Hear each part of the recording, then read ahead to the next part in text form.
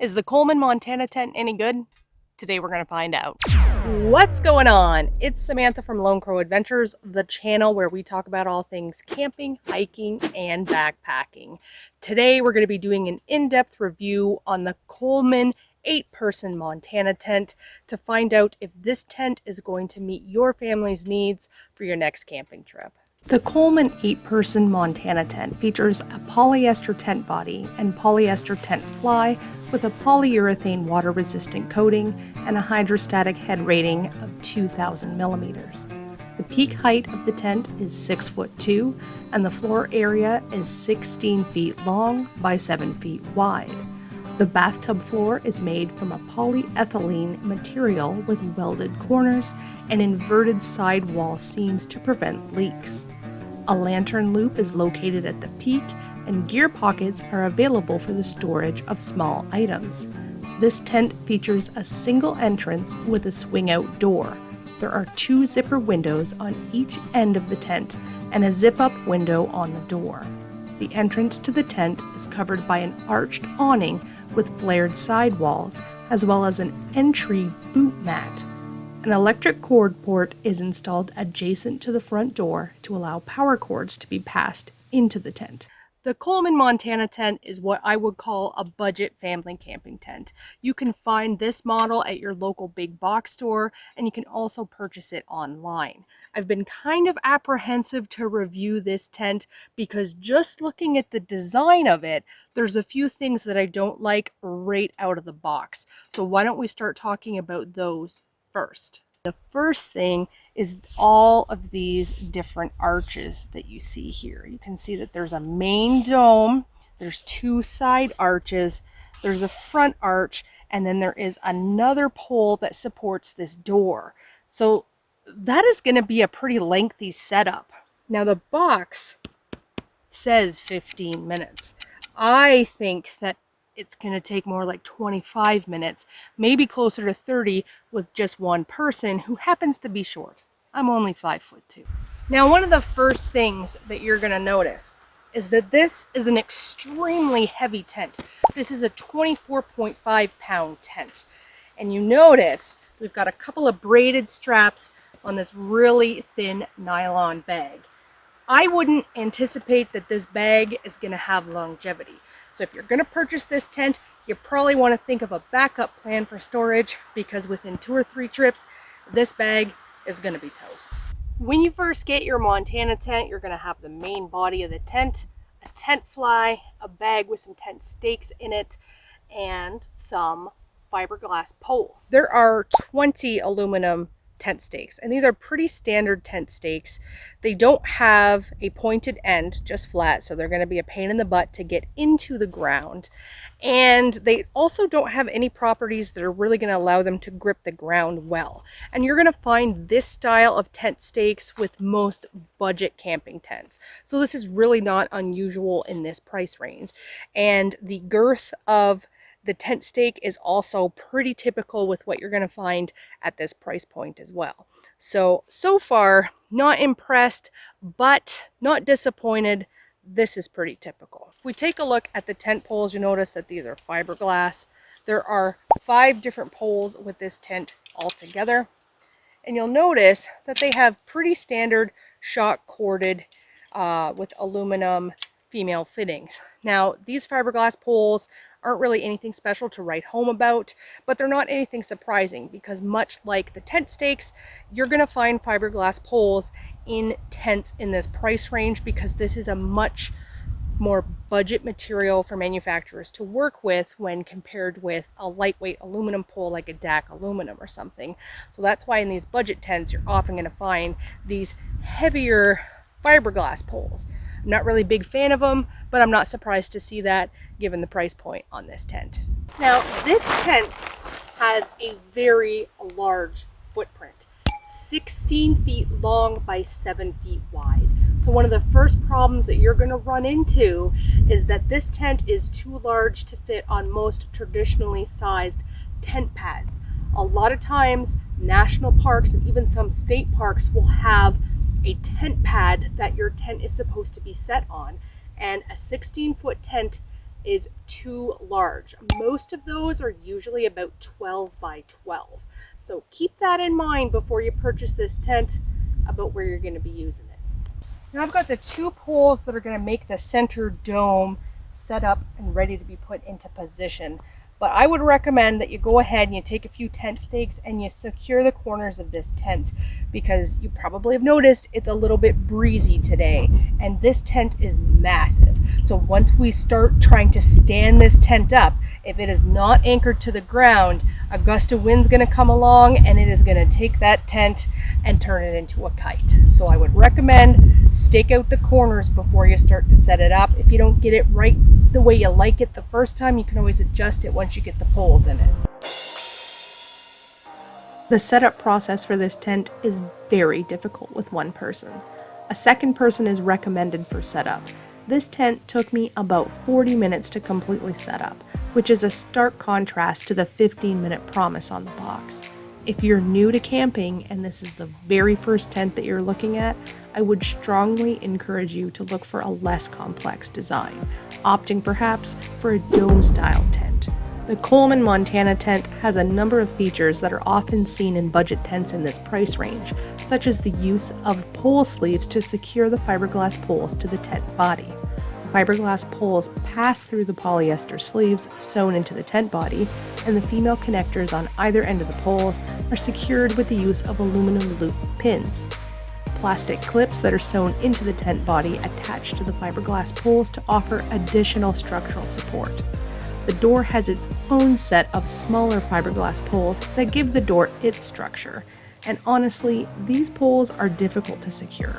The tent fly is an awkward shape that can be tricky to line up correctly in order to pass it over the tent appropriately. Because of the tent's massive size and its high peak height, applying the tent fly is very difficult, especially with one person. The front awning also has its own fiberglass pole that gives the rain awning its structure, as well as having stake-out flare sidewalls that need to be staked to the ground. There are a number of guy-out points with pre-attached guy lines that are necessary to tension in order to ensure that this tent is stable, even against very light breezes. Some tents you can get away with skipping the guy-out lines, but not with this tent. Without the guy lines, this tent is very unstable, so I do recommend that you use them. Now the door itself has got a nice opener, but one of the things you notice is it doesn't stay open. I think it's designed to close on its own, probably to keep bugs out. But if you're trying to bring gear back in and forth, I mean, that's super annoying. You have to take the door and kind of tuck it underneath of this fiberglass pole here while you're getting your gear in and out of here. And honestly, if I was going to use this tent, I probably would take these poles out of the door and just have a regular, just floppy door without the structure to open and close, because this to me seems super irritating. So the tent itself is 16 feet long and 7 feet wide. So if you're going to sleep multiple people, you're going to sleep them in this orientation here, like this, with everybody at either end having to crawl over top of everybody else who's in the middle to access the door, because there's only one door in this tent. So that's a pretty big downfall in my opinion. The center peak has a gear loop, and it's pretty generous, 6'2" peak height. But as you walk to the area, I'm 5'2", and you can see my head is hitting the mesh over in this area. So this mesh definitely falls down and is going to impede moving around. I can walk around the tent. If I come over to this side, same thing. There is a nice window on each end, a little crescent-shaped window. The only problem with this window is that you can see this is right where the rain fly ends. So if it's raining, that rain fly is going to drip, drip, drip, drip, and it's going to end up pooling onto the mesh, and it's going to pool here at the bottom of the mesh, and after that it's going to drip, strip because, again, Coleman has utilized their famous inverted seam here without any seam tape. So there's no way that it's not going to soak through those threads when it drips there. So if you have to, keep the window up and hope for the best. But I'm thinking that even if this polyester material here gets wet, that water's still going to pool, and it's going to pool right here, and you're going to be wet. Now, Coleman loves to give you these little foot mats. They do this on practically all of their tents, and they have just 2 little braided straps. And this is usually the very first thing that people throw out because it's stupid.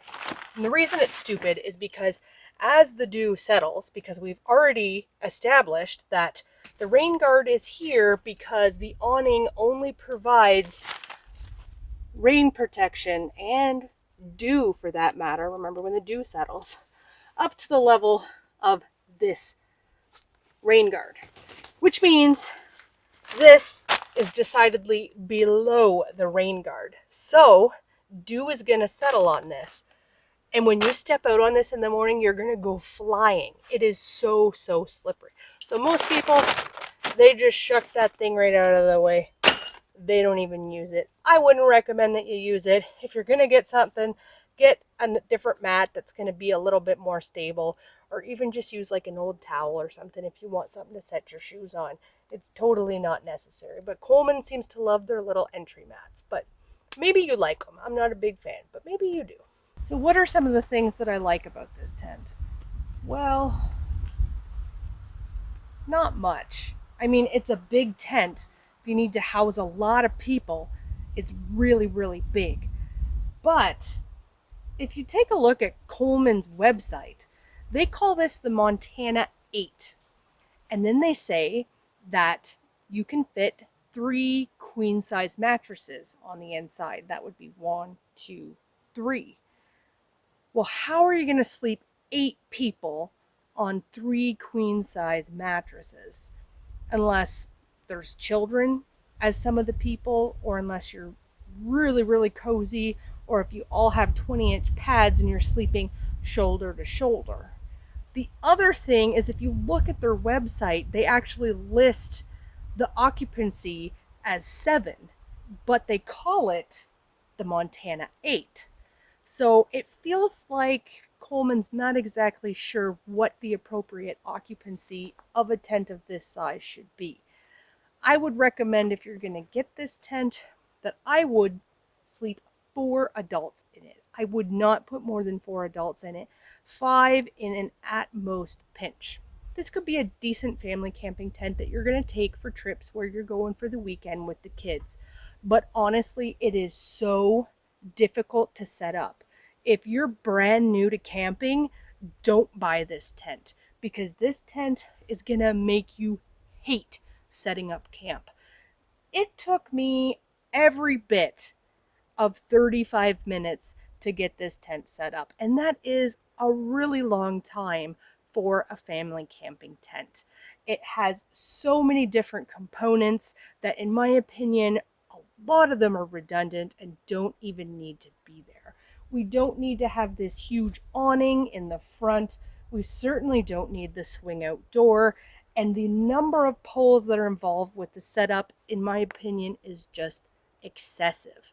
And even with all those poles and all the guy out points and everything to make the tent structurally sound, it's actually a pretty structurally non-sound tent. That's why I have it set up back here in this area where I'm sheltered from the trees, from the wind, because if I were to put this out somewhere where it's getting a full wind, even if it's only 10 or 12 miles per hour, this tent's going to be gone. You're not even going to be able to get this puppy set up. So that's one of the big concerns that I have. The awning under here is huge. And you know what it looks like to me? A big kite. If you happen to get a headwind coming towards this tent, this awning is basically going to be gone. Sure, you have it pulled forward with some guy lines and you have the corners staked out, and that's going to help a little bit. But if it's windy, this is going to catch a ton of wind And it's designed in such a way where that updraft is going to go right under there and it's going to cause problems for you. The other thing with this tent, as I've mentioned before, is that the waterproofing is pretty questionable. And that's because the tent is not well tensioned despite having all of these different poles. There's places where water can pool on seams that are not sealed. So if you are going to get this tent, I would recommend that you go purchase a good quality seam sealer and that you manually seam seal all of the seams that are inverted on the inside of the tent, because that may be one of the only things that is going to keep you dry. And if you want to know how to seam seal a tent, I want you to click right over here, and I'll see you over on that video.